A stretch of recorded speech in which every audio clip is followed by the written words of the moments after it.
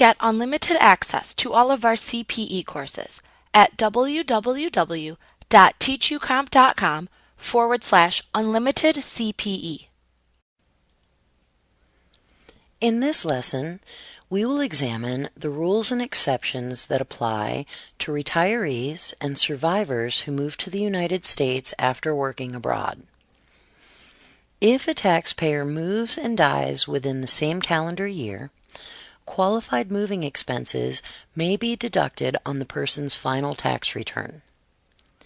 In circumstances such as these, the personal representative who files the return on behalf of the deceased should complete and attach Form 3903 to the final return.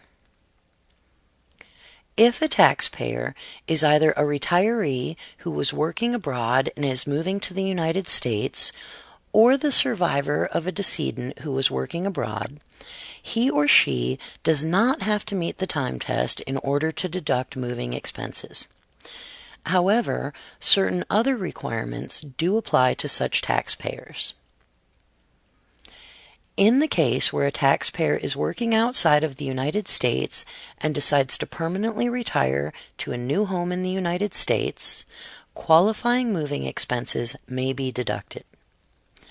A person is considered permanently retired when he or she ceases gainful full-time work, either as an employee or as a self-employed person. If a taxpayer decides to permanently retire and then goes back to work at some time in the future, he or she will still be considered retired. The decision to permanently retire may be influenced by factors such as age, health, the customary retirement age for people who do similar work, pension or retirement fund payments, and so forth.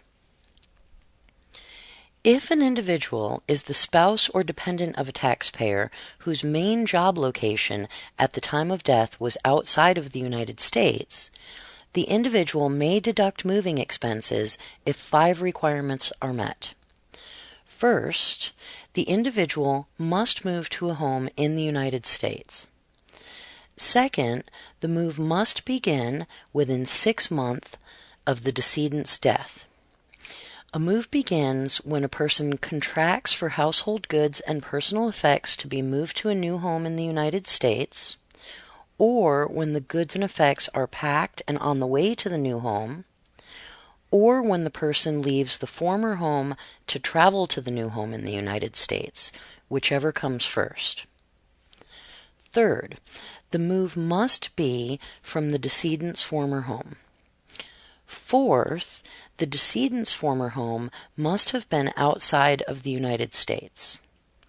Fifth, and finally, the decedent's former home must also have been the individual's former home.